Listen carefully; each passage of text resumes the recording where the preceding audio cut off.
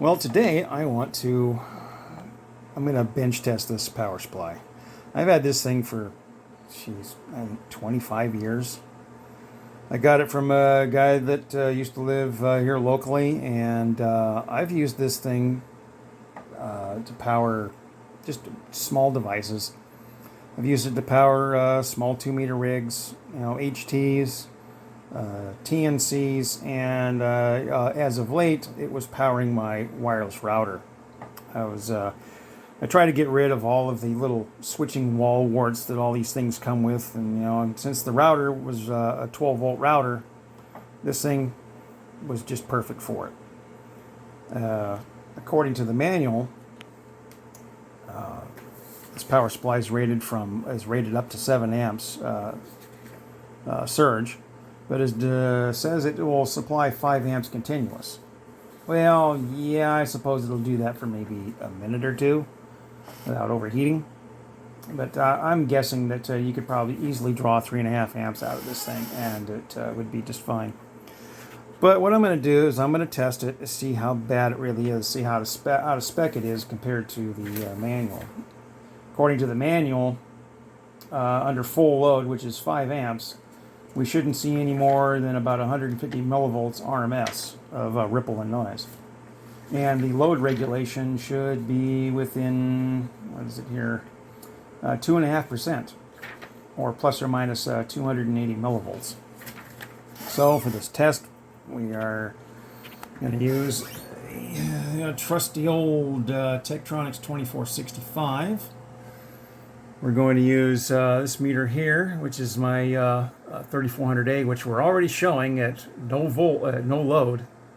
There's about 950 microvolts of noise, and it should be resting around 400 microvolts to 600 microvolts. So it's running a bit on the high side. And to check for voltage regulation, we are going to re-employ the HP 3455A. So, and we're also going to be using, to load the power supply down, we're going to be using this HP 6060B electronic load. So, let me get started here, and we'll see what she does. Okay, at a 1 amp load, we're still holding around 13.8 volts. Our noise and ripple level have now risen to around just a little over 10 millivolts. And at 2 volts per division, it's still pretty clean. There's just a little bit of ripple visible, but not too bad. So now, we'll set this for a 2 amp load. And now, we got a little more ripple. We are now up to about 30 millivolts of noise. We can go to the next range, and yep, we're holding around 30 millivolts. And we are down to about 13.7 some odd volts. So now let's bump it up to 3 amps.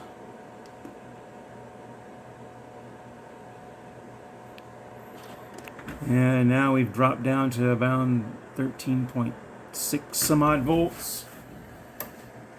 We are now around 175 millivolts of noise and ripple.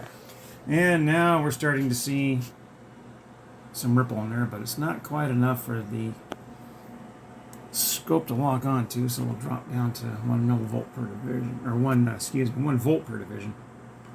So yeah, there's a good half a volt of ripple there just at 3 amps. So let's go up to 5. Oh no, I'm going to change the scale on that. Now let's go up to 5 amps. And oh boy.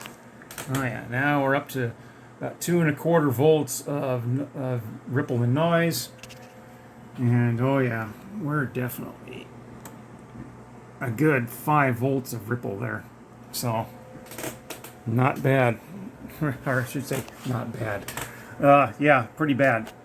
So let's turn that off. And now, we'll do some more tests, only this time we're going to check for load regulation. And at 5 amps, we're supposed to have about 2.5% of load regulation. So, I'll go back to here. I've already programmed this thing. And now, we'll turn this back on. Oh yeah, we got a load regulation of 20%, which is nearly an order of magnitude worse. So we are going to drop this. I'm going to say it should be 3.5 amps. And our load regulation improves significantly to around 3.8%. And we're getting about 1.75 volts, maybe almost 2 volts of ripple at 3.5 amps. I would say that's terrible. So obviously, this power supply needs to be recapped. And I expected to kind of see this stuff. So with that, I'll take her apart here and we'll take a look inside. Yeah, I would say there's an awful lot of dust in there.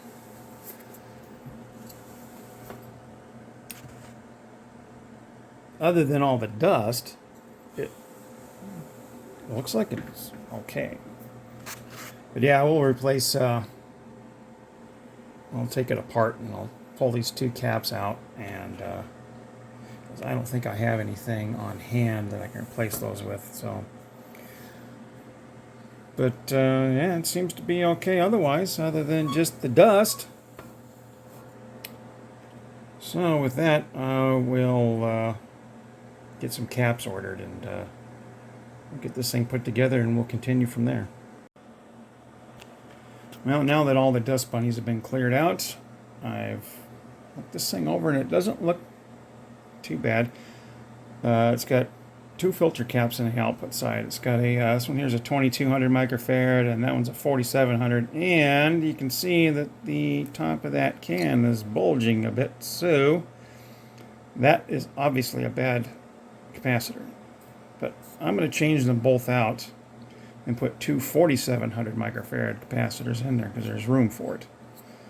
So that'll bring it up to like 9400 microfarads. So that ought to offer a little bit more filtering. And also, it's got it has overcurrent protection, and it has thermal protection here. This will cut out if it gets too hot, but there is no crowbar circuit.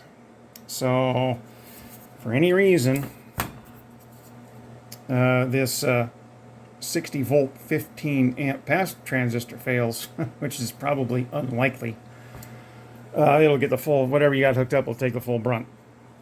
But I would say, since they use such a over engineered transistor for a pass transistor, I'd say that's probably not going to happen. But you can tell that they've used this board in other lesser power supplies, because there's a couple spots back here where there's space for 2 transistors, which I would imagine they use those for, well, probably the 3 amp supply. But the spots where they go is here and here are empty.